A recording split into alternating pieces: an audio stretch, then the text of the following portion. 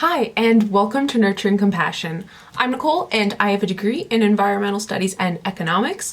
It is Vlogmas day 12, and today we're going to be talking about toxins. So if that's something you're interested in and you like videos about sustainable living, veganism, and minimalism, then please consider hitting the subscribe button.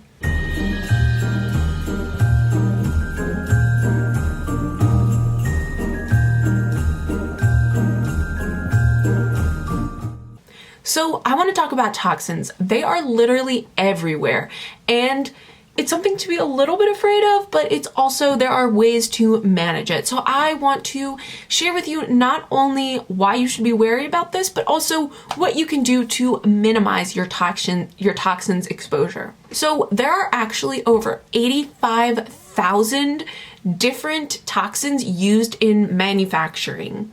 And the scary part is that the vast majority that are used today have never been tested for safety.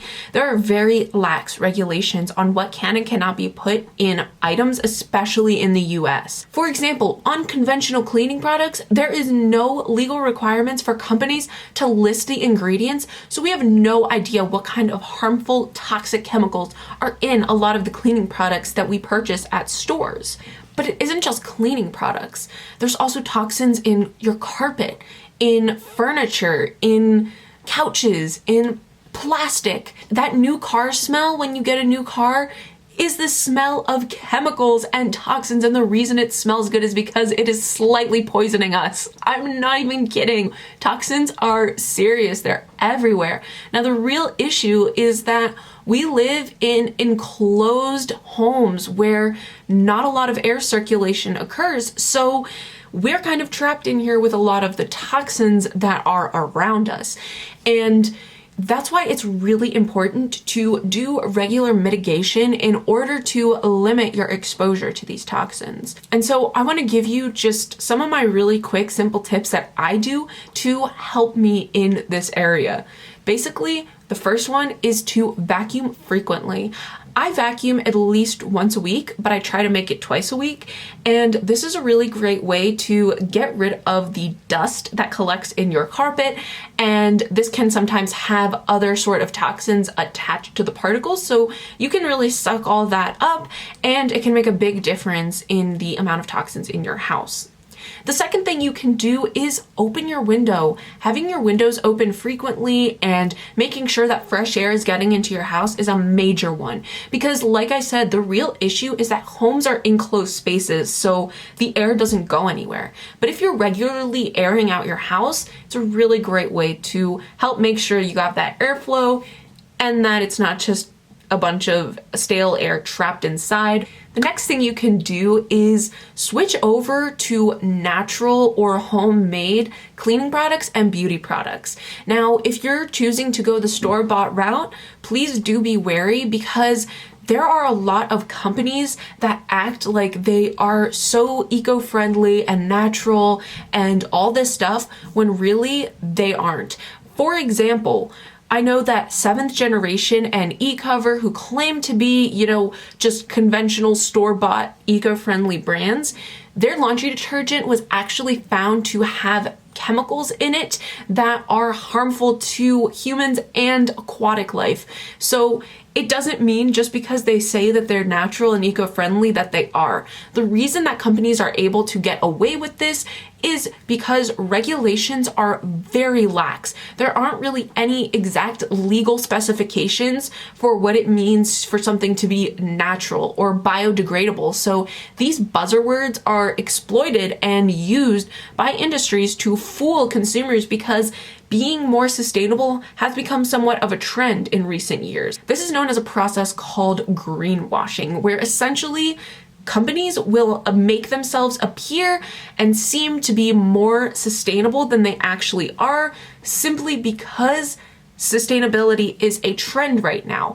They know they can charge more, and they know that there are certain individuals who will buy their products simply if they indicate that it's eco-friendly and natural. And it's very difficult for them to get in trouble legally because there aren't those those systems in place to exactly outline what these buzzwords mean. So just please do be careful. I recommend shopping online to smaller scale brands and just having it delivered. A lot of the stuff at the grocery stores, unfortunately, is not going to be very good. However, not all of it. It's just important to make sure you do your research and that what you're buying is actually good for the environment, especially since it typically is a bit more expensive.